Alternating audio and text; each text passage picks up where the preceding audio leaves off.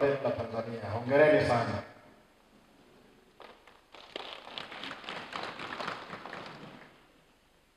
Lakini kwa niaba ya Tume Huru ya Taifa ya Uchaguzi, napenda kuwapongeza sana wote ambao mmeteuliwa katika nafasi za usimamizi wa uchaguzi katika vituo vyetu.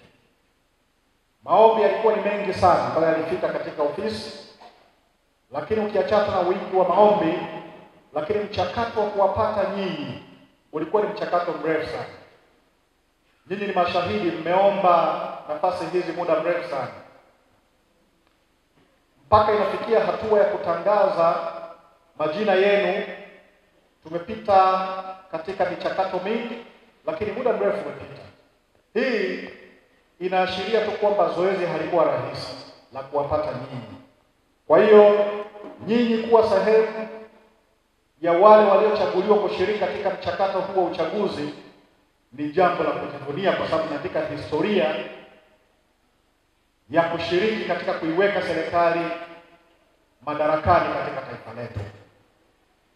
Lakini napenda kukumbusha kwamba uteuzi huu umezingatia masharti ya kifungu cha 76 cha sheria ya uchaguzi wa rais, wa bunge na madiwani namba 1 ya mwaka 2024. Na ni vyema mkatambua kuwa kwa kuzingatia masharti ya ibara ya 74 ibara ndogo ya 6 ya Katiba ya Jamhuri ya Muungano wa Tanzania ya mwaka 1977, Tume Huru ya Taifa ya Uchaguzi ndiyo yenye jukumu la kusimamia majukumu yote na kuratibu uendeshaji wa uchaguzi wa rais, wa bunge na madiwani kwa Tanzania bara. Na kwa kuzingatia niliyoeleza hapo awali kwamba nyinyi mliopo hapa mmeteuliwa kwa mujibu wa sheria, na tangu tarehe ya uteuzi wenu mnao wajibu wa kutekeleza majukumu ya uchaguzi wa rais, wa bunge na madiwani kwa mujibu wa katiba yetu ya Jamhuri ya Muungano wa Tanzania. Kwa maana nyingine, taifa linawategemea sana kuhakikisha majukumu ambayo mmeitwa kwayo mnayatekeleza ipasavyo. Ndugu washiriki wa mafunzo, dhamana mliopewa ni kubwa sana, lakini ni heshima kubwa sana ambayo mmepewa kuweza kusimamia zoezi la upigaji kura, kuhesabu kura, ikiwa ni sehemu ya usimamizi na uratibu wa uchaguzi wa rais, wa bunge na madiwani. Lakini jukumu hili ni nyeti na muhimu kwa mustakabali wa taifa letu. Hivyo mnategemewa sana kuzingatia sheria, kanuni na maelekezo mtakayopewa hadi hapo tutakapokamilisha jukumu hili kubwa la uchaguzi. Hatutaweza kutekeleza jukumu hili zito kama hatutakuwa makini, hatutakuwa na utulivu kuweza kusikiliza maelekezo kwa umakini kabisa. Licha ya wingi tulionao, tumejipanga vizuri kama wawezeshaji kuhakikisha mnaelewa. Tunachokihitaji kutoka kwenu ni utayari, attentiveness, kuweza kupokea masuala mbalimbali na maelekezo mbalimbali kama yalivyopangwa na Tume Huru ya Taifa ya Uchaguzi. Leo tupo kwa ajili ya mafunzo kwa wasimamizi wa vituo na wasimamizi wasaidizi wa vituo, ambapo mtakuwa na jukumu la kutekeleza shughuli za uchaguzi ipasavyo katika ngazi ya kituo. Mafunzo haya yanajumuisha jumla ya wasimamizi wa vituo 1046 na wasimamizi wasaidizi wa vituo watakaofanya shughuli za uchaguzi katika vituo 340 vilivyopo katika jimbo la Njombe mjini lenye jumla ya kata 13 katika halmashauri ya mji wa Njombe. Mtakuwa na jumla ya mada 6 muhimu sana zitakazowasilishwa mbele yenu, na mtapata fursa ya kubadilishana uzoefu na kushirikishana uzoefu mbalimbali juu ya masuala ya uchaguzi katika maeneo yenu. Tumieni muda huu kuweza kujadiliana na kupeana mbinu mbalimbali zitakazotuwezesha kufanya zoezi la kitaifa kwa ufanisi mkubwa. Kwa wale mnaosimamia zoezi la kupiga kura na kuhesabu kura kwa mara ya kwanza, ni mategemeo yangu kwamba mtajifunza kwa haraka, mtakopa haraka na mazingira tulio nayo, lakini mtajibidiisha kuhakikisha kwamba mnakifahamu kila kitu na kila mchakato unaoendelea katika zoezi letu. Lakini kwa wale wazoefu, tumieni uzoefu wenu basi kuambukiza kwa wengine, ili nao wawe imara na makini katika utekelezaji wa jukumu hili.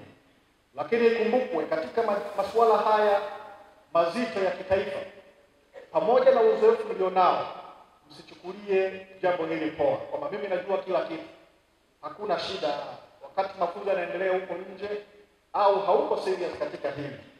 Masuala haya hayana uzoefu.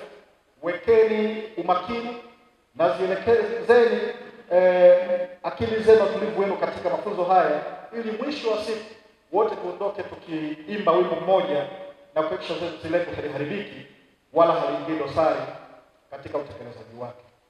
Wote mnafahamu kuwa uchaguzi ni mchakato unaojumuisha hatua mbalimbali na taratibu mbalimbali za kikatiba na kisheria ambazo hupaswa kufuatwa na kuzingatiwa, hasa katika ngazi ya kituo ambapo mchakato wa kupiga kura na kuhesabu kura hufanyika, na hatimaye matokeo ya uchaguzi kwa kiti cha rais, ubunge na udiwani hupatikana. Nyinyi ndio waandaaji, nyinyi ndio wapishi. Zoezi la kucompile linafanyika baada ya kazi kubwa ambayo nyinyi mmeifanya. Kwa hiyo nyinyi ni msingi wa uchaguzi huru na wa haki, na tunatarajia nyinyi mtawajibika ipasavyo ili kupunguza na kuondoa kabisa malalamiko ama vurugu zozote zile zinazoweza kutokea katika maeneo yenu ya kiutendaji. Nachukua nafasi hii kuwaasa kuwa pamoja na uzoefu ambao baadhi yenu mnao katika uendeshaji wa shughuli hizi, lakini msiache kusoma na kujikumbusha juu ya katiba, sheria, kanuni, taratibu na miongozo mbalimbali na maelekezo yanayotolewa na tume kwa kadiri mtakavyoyapata. Kila mmoja wenu ana kibegi, ana mkoba amekabidhiwa, una rejea mbalimbali. Rejea hizo haujapewa kwenda kuzihifadhi katika kabati lako. Lengo ni kwamba endelea kujiridhisha na kurejea mbalimbali ili kuweza kujimarisha na kupata uelewa wa juu zaidi katika utekelezaji wa jukumu hili. Kwa hiyo baada ya mafunzo haya, sitarajii kwamba mtaweka mabegi pembeni. Endeleeni kujikumbusha. Ndugu zangu, kabla sijamaliza hotuba yangu, napenda kuwasisitiza mambo yafuatayo. Kwanza, someni kwa makini katiba, sheria, kanuni, miongozo na maelekezo mbalimbali yanayotolewa na yatakayotolewa na tume, na ulizeni ili mpate kufanuliwa maeneo ambayo kimsingi inawezekana mkapata changamoto ya uelewa. Tuko hapa kwa lengo la kujifunza. Tumegawanyika kwa maana ya watendaji wa tume katika maeneo mbalimbali ili kuweza kuhakikisha kile ambacho tunakusudia tuwafikie basi kinafika. Kama kuna mahali huelewi, kama kuna mahali ambapo kimsingi unaona unahitaji ufafanuzi, usiache kuuliza. Tuko hapa kwa ajili ya kuwezesha hilo na kuhakikisha elimu, taaluma na maelekezo yanayofikia ipasavyo. Lakini jambo la pili, jitahidini sana na mjiepushe kuwa vyanzo vya malalamiko kutoka kwa vyama vya siasa. Hili litawezekana pale mtakaposhirikiana ninyi kwa ninyi, lakini mtakaposhirikiana wadau mbalimbali kama vile mawakala wa vyama vya siasa ambao mtakuwa nao katika vituo kwa mujibu wa sheria inayoruhusu kuwepo. Lakini jambo la tatu, fanyeni kazi kwa ushirikiano kama timu ili kufanikisha uchaguzi katika vituo vyenu. Jambo la nne, hakikisheni vifaa mtakavyokabidhiwa mnavihakiki kabla ya kuondoka na kuvikagua kama viko sahihi, lakini hakikisheni mnavitunza ili viweze kutumika ipasavyo katika jukumu lililokusudiwa. Jambo la tano, hakikisheni mnafika kwa wakati katika vituo mlivyopangiwa. Kila mmoja wenu kwa mujibu wa tangazo nililolitoa anacho kituo anachokijua kwamba nitakuwa katika eneo fulani kusimamia zoezi hili. Hakikisheni mnafika kwa wakati. Hakikisheni mnafika muda ambao utaruhusu zoezi letu kuanza saa 1 kamili asubuhi na kukamilika saa 10 kamili. Lakini kwa wale ambao wamepewa dhamana ya kusimamia uchaguzi huu katika maeneo ya magereza, kwa bahati nzuri jimbo letu la Njombe mjini tunacho kituo cha magereza, nyinyi hakikisheni mnafika mapema ili inapofika saa 2 kamili asubuhi kituo cha magereza kinafunguliwa na kinafungwa ile saa 9 kamili alasiri. Jambo la sita, nyinyi ndio watendaji mnaokutana na wapiga kura moja kwa moja. Hivyo hakikisheni mnazingatia unadhifu. Tunapozungumzia unadhifu ni muonekano, haiba nzuri, tuna mchanganyiko. Kuna watumishi wa umma, mnafahamu ninapozungumzia unadhifu na haiba mbele ya utumishi wa umma, lakini wapo ndugu zangu ambao kimsingi inawezekana hamko katika utumishi wa umma, mko katika sekta binafsi. Tunatarajia muonekano wenu utaonyesha taswira nzuri, lakini hautakuwa na maswali mbele ya wateja wetu watapiga kura na wadau wengine watakaokuwa wakishuhudia zoezi letu. Kwa hiyo tarajii kuona mavazi ambayo kimsingi yatakuwa yanatia aibu na kudhalilisha Tume Huru ya Taifa ya Uchaguzi. Kama una kaptura yako nzuri utaivaa siku nyingine, sio katika zoezi hili. Lakini majinsi yenye michaniko tunafika chata kubwa Simba anataka kumng'ata mpiga kura, hapana. Hayo mtavaa wakati mwingine. Kwa sasa maada mnaingia mkataba na tume, mtalazimika kuonyesha taswira nzuri na haiba nzuri katika utendaji wenu. Na nikiwaangalia tayari mmeanza kuonekana katika muonekano safi kabisa.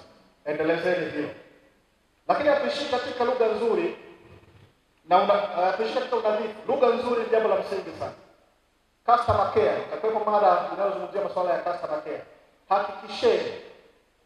Hakikisheni mnatoa lugha nzuri kwa wateja wetu ambao ni wapiga kura. Zungumzeni kwa upole, lakini zungumzeni kwa ukarimu. Lengo tu watu wanapofika katika vituo vya kupiga kura basi watambue kwamba mkutano na watumishi walioiva watumikia. Lakini muhimu sana, toeni kipaumbele kwa watu wenye mahitaji maalum. Mtakutana na walemavu, wajawazito, watu wenye umri mkubwa, wazee.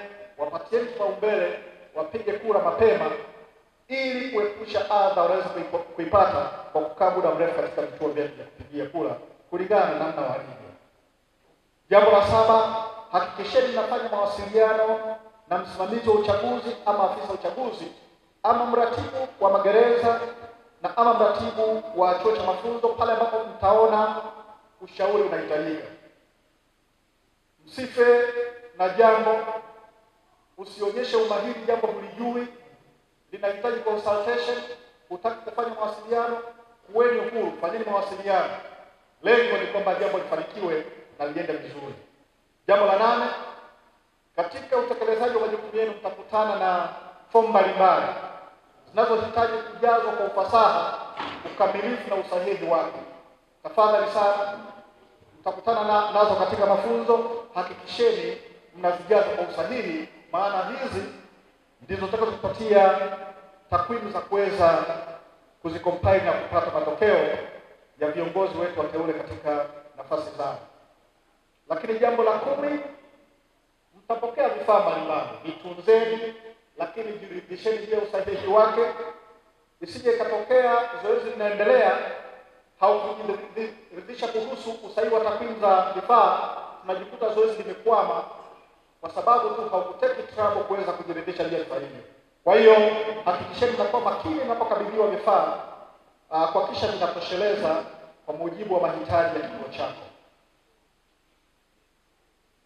Mwisho kabisa, kuna jambo nataka niwakumbushe kabla sijamaliza hotuba yangu, kwamba kwa mujibu wa kifungu cha 20 cha sheria ya Tume Huru ya Taifa ya Uchaguzi namba 2 ya mwaka 2024 kinasema na kinukuu, kwa madhumuni ya sheria hii, mtumishi aliyeajiriwa ama aliyeteuliwa au aliyeazimwa na tume kwa kipindi chote atakachokuwa anatekeleza majukumu ya tume atachukuliwa kuwa ni mtumishi wa tume na atatakiwa kuzingatia katiba, sheria hii na sheria ya uchaguzi wa rais, wa bunge na madiwani namba 1 mwaka 24 na sheria nyingine yote inayohusu utekelezaji wa majukumu ya tume.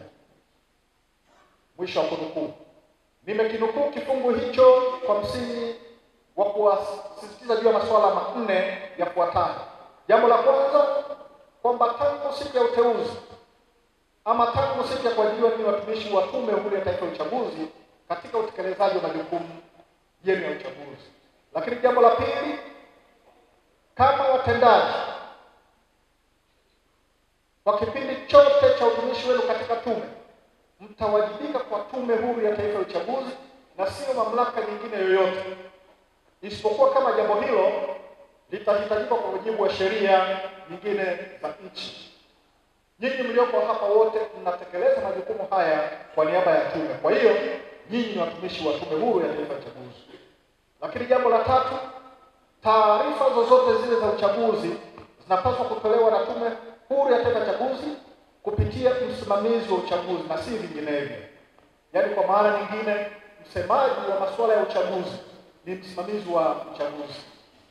Isije ikatokea huko uliko, huko katika kituo chako, unaanza kuwa msemaji wa tume katika eneo hilo. Hapa yuko hivi, imekaa hivi. Hapana. Utafanya jambo hilo tu endapo nimekupatia ruhusa mimi. Kwa hiyo msio wasemaji wa tume. Msemaji wa tume kwa jimbo hili ni msimamizi wa uchaguzi jimbo la Njombe mjini. Jambo la mwisho, kwa maana jambo la 4 linalotokana na nukuu hiyo, kwamba simamieni viapo vyenu vya kutunza siri. Mtakutana na masuala mbalimbali yanayohitaji kutunza siri.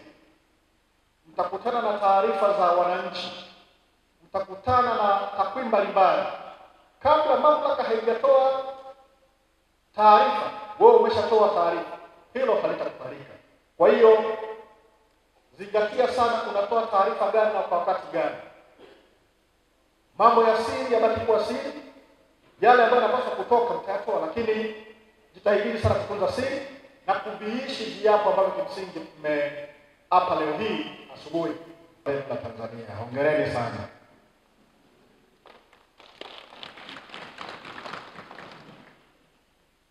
Lakini kwa niaba ya Tume Huru ya Taifa ya Uchaguzi, napenda kuwapongeza sana wote ambao mmeteuliwa katika nafasi za usimamizi wa uchaguzi katika vituo vyetu.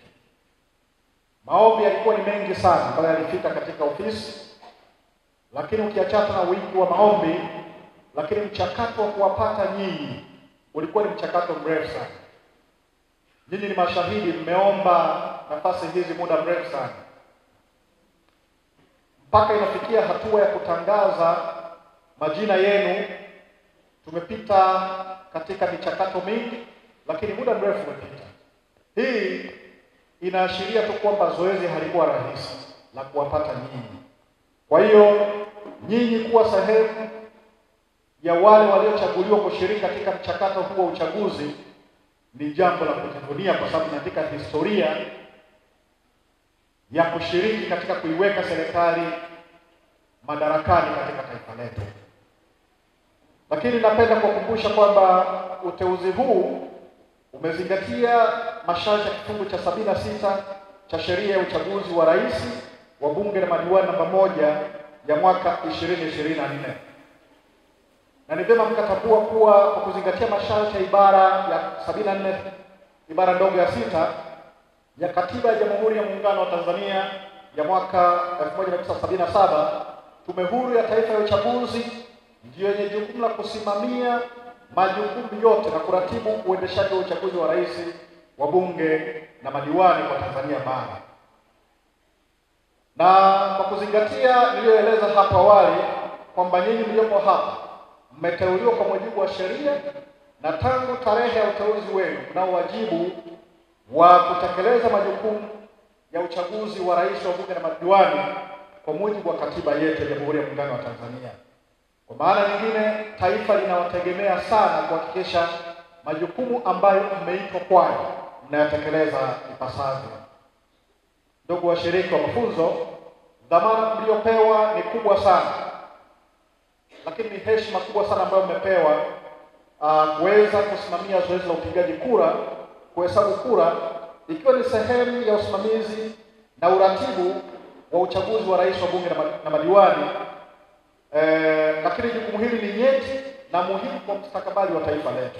Hivyo mnategemewa sana kuzingatia sheria, kanuni na maelekezo mtakayopewa hadi hapo tutakapokamilisha jukumu hili kubwa la uchaguzi. Hatutaweza kutekeleza jukumu hili zito kama hatutakuwa makini, hatutakuwa na utulivu kuweza kusikiliza maelekezo kwa umakini kabisa. Licha ya wingi tulionao, tumejipanga vizuri kama wawezeshaji kuhakikisha mnaelewa. Tunachokihitaji kutoka kwenu ni utayari, attentiveness, kuweza kupokea masuala mbalimbali na maelekezo mbalimbali kama yalivyopangwa na Tume Huru ya Taifa ya Uchaguzi. Leo tupo kwa ajili ya mafunzo kwa wasimamizi wa vituo na wasimamizi wasaidizi wa vituo, ambapo mtakuwa na jukumu la kutekeleza shughuli za uchaguzi ipasavyo katika ngazi ya kituo.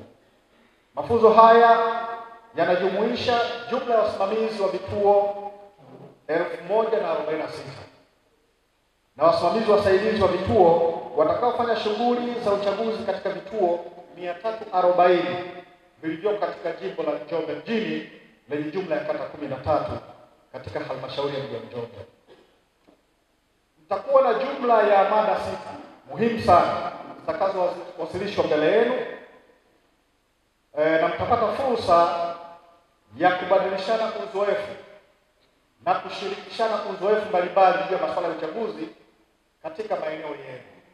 Tumieni muda huu kuweza kujadiliana na kupeana mbinu mbalimbali zitakazotuwezesha kufanya zoezi la kitaifa kwa ufanisi mkubwa. Kwa wale mnaosimamia zoezi la kupiga kura na kuhesabu kura kwa mara ya kwanza, ni mategemeo yangu kwamba mtajifunza kwa haraka, mtakopa haraka na mazingira tulio nayo, lakini mtajibidiisha kuhakikisha kwamba mnakifahamu kila kitu na kila mchakato unaoendelea katika zoezi letu. Lakini kwa wale wazoefu, tumieni uzoefu wenu basi kuambukiza kwa wengine, ili nao wawe imara na makini katika utekelezaji wa jukumu hili. Lakini ikumbukwe, katika masuala haya mazito ya kitaifa, pamoja na uzoefu mlionao, msichukulie jambo hili poa kwamba mimi najua kila kitu, hakuna shida. Wakati mafunzo yanaendelea huko nje au hauko serious katika hili, masuala haya hayana uzoefu. Wekeni umakini na zielekezeni akili zenu, tulivu wenu katika mafunzo haya, ili mwisho wa siku wote tuondoke tukiimba wimbo mmoja na kuhakikisha zoezi letu haliharibiki wala haliingii dosari katika utekelezaji wake. Wote mnafahamu kuwa uchaguzi ni mchakato unaojumuisha hatua mbalimbali na taratibu mbalimbali za kikatiba na kisheria ambazo hupaswa kufuatwa na kuzingatiwa, hasa katika ngazi ya kituo ambapo mchakato wa kupiga kura na kuhesabu kura hufanyika, na hatimaye matokeo ya uchaguzi kwa kiti cha rais, ubunge na udiwani hupatikana. Nyinyi ndio waandaaji, nyinyi ndio wapishi. Zoezi la kucompile linafanyika baada ya kazi kubwa ambayo nyinyi mmeifanya. Kwa hiyo nyinyi ni msingi wa uchaguzi huru na wa haki, na tunatarajia nyinyi mtawajibika ipasavyo ili kupunguza na kuondoa kabisa malalamiko ama vurugu zozote zile zinazoweza kutokea katika maeneo yenu ya kiutendaji. Nachukua nafasi hii kuwaasa kuwa pamoja na uzoefu ambao baadhi yenu mnao katika uendeshaji wa shughuli hizi, lakini msiache kusoma na kujikumbusha juu ya katiba, sheria, kanuni, taratibu na miongozo mbalimbali na maelekezo yanayotolewa na tume kwa kadiri mtakavyoyapata. Kila mmoja wenu ana kibegi, ana mkoba amekabidhiwa, una rejea mbalimbali. Rejea hizo haujapewa kwenda kuzihifadhi katika kabati lako. Lengo ni kwamba endelea kujiridhisha na kurejea mbalimbali ili kuweza kujimarisha na kupata uelewa wa juu zaidi katika utekelezaji wa jukumu hili. Kwa hiyo baada ya mafunzo haya, sitarajii kwamba mtaweka mabegi pembeni. Endeleeni kujikumbusha. Ndugu zangu, kabla sijamaliza hotuba yangu, napenda kuwasisitiza mambo yafuatayo. Kwanza, someni kwa makini katiba, sheria, kanuni, miongozo na maelekezo mbalimbali yanayotolewa na yatakayotolewa na tume, na ulizeni ili mpate kufanuliwa maeneo ambayo kimsingi inawezekana mkapata changamoto ya uelewa. Tuko hapa kwa lengo la kujifunza. Tumegawanyika kwa maana ya watendaji wa tume katika maeneo mbalimbali ili kuweza kuhakikisha kile ambacho tunakusudia tuwafikie basi kinafika. Kama kuna mahali huelewi, kama kuna mahali ambapo kimsingi unaona unahitaji ufafanuzi, usiache kuuliza. Tuko hapa kwa ajili ya kuwezesha hilo na kuhakikisha elimu, taaluma na maelekezo yanayofikia ipasavyo. Lakini jambo la pili, jitahidini sana na mjiepushe kuwa vyanzo vya malalamiko kutoka kwa vyama vya siasa. Hili litawezekana pale mtakaposhirikiana ninyi kwa ninyi. Lakini mtakaposhirikiana wadau mbalimbali kama vile mawakala wa vyama vya siasa ambao mtakuwa nao katika vituo kwa mujibu wa sheria inayoruhusu kuwepo. Lakini jambo la tatu, fanyeni kazi kwa ushirikiano kama timu ili kufanikisha uchaguzi katika vituo vyenu. Jambo la nne, hakikisheni vifaa mtakavyokabidhiwa mnavihakiki kabla ya kuondoka na kuvikagua kama viko sahihi, lakini hakikisheni mnavitunza ili viweze kutumika ipasavyo katika jukumu lililokusudiwa. Jambo la tano, hakikisheni mnafika kwa wakati katika vituo mlivyopangiwa. Kila mmoja wenu kwa mujibu wa tangazo nililolitoa anacho kituo anachokijua kwamba nitakuwa katika eneo fulani kusimamia zoezi hili. Hakikisheni mnafika kwa wakati. Hakikisheni mnafika muda ambao utaruhusu zoezi letu kuanza saa 1 kamili asubuhi na kukamilika saa 10 kamili. Lakini kwa wale ambao wamepewa dhamana ya kusimamia uchaguzi huu katika maeneo ya magereza, kwa bahati nzuri jimbo letu la Njombe mjini tunacho kituo cha magereza. Nyinyi hakikisheni mnafika mapema ili inapofika saa 2 kamili asubuhi kituo cha magereza kinafunguliwa na kinafungwa ile saa 9 kamili alasiri. Jambo la sita, nyinyi ndio watendaji mnaokutana na wapiga kura moja kwa moja. Hivyo hakikisheni mnazingatia unadhifu. Tunapozungumzia unadhifu ni muonekano, haiba nzuri. Tuna mchanganyiko, kuna watumishi wa umma mnafahamu. Tunapozungumzia unadhifu na haiba mbele ya utumishi wa umma, lakini wapo ndugu zangu ambao kimsingi inawezekana hamko katika utumishi wa umma, mko katika sekta binafsi. Tunatarajia muonekano wenu utaonyesha taswira nzuri, lakini hautakuwa na maswali mbele ya wateja wetu watapiga kura na wadau wengine watakaokuwa wakishuhudia zoezi letu. Kwa hiyo tarajii kuona mavazi ambayo kimsingi yatakuwa yanatia aibu na kudhalilisha Tume Huru ya Taifa ya Uchaguzi. Kama una kaptura yako nzuri utaivaa siku nyingine, sio katika zoezi hili. Lakini majinsi yenye michaniko tunafika chata kubwa Simba anataka kumng'ata mpiga kura, hapana. Hayo mtavaa wakati mwingine. Kwa sasa maada mnaingia mkataba na tume, mtalazimika kuonyesha taswira nzuri na haiba nzuri katika utendaji wenu. Na nikiwaangalia tayari mmeanza kuonekana katika muonekano safi kabisa. Endelezeni hilo. Lakini hatuishi katika lugha nzuri na hatuishi katika unadhifu. Lugha nzuri ni jambo la msingi sana. Customer care, itakuwepo mada inayozungumzia masuala ya customer care. Hakikisheni mnatoa lugha nzuri kwa wateja wetu ambao ni wapiga kura. Zungumzeni kwa upole, lakini zungumzeni kwa ukarimu. Lengo tu watu wanapofika katika vituo vya kupiga kura basi watambue kwamba wamekutana watumishi walioiva watumikia. Lakini muhimu sana, toeni kipaumbele kwa watu wenye mahitaji maalum. Mtakutana na walemavu, wajawazito, watu wenye umri mkubwa, wazee. Wapatieni kipaumbele, wapige kura mapema ili kuepusha adha wanaweza kuipata kwa kukaa muda mrefu katika vituo vyetu vya kupigia kura kulingana na namna walivyo.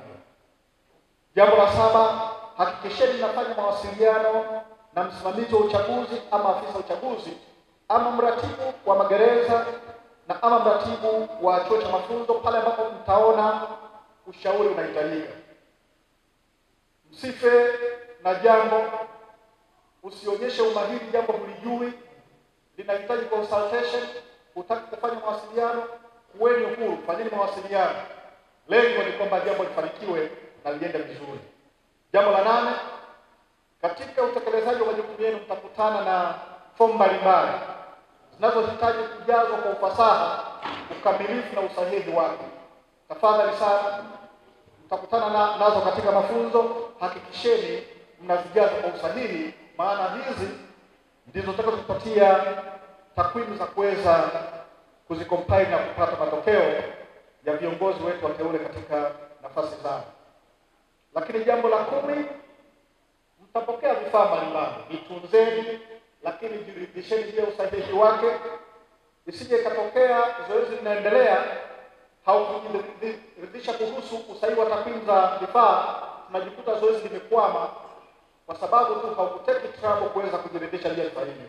Kwa hiyo hakikisheni mnakuwa makini mnapokabidhiwa vifaa, kuhakikisha vinatosheleza kwa mujibu wa mahitaji ya kituo chako.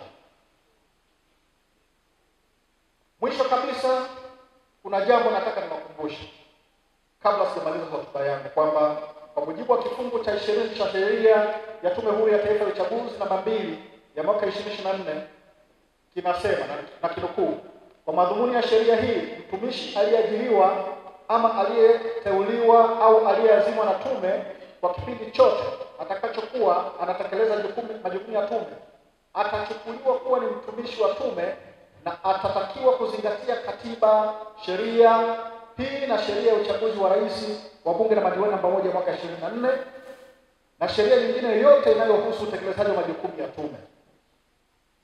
Mwisho wa kunukuu.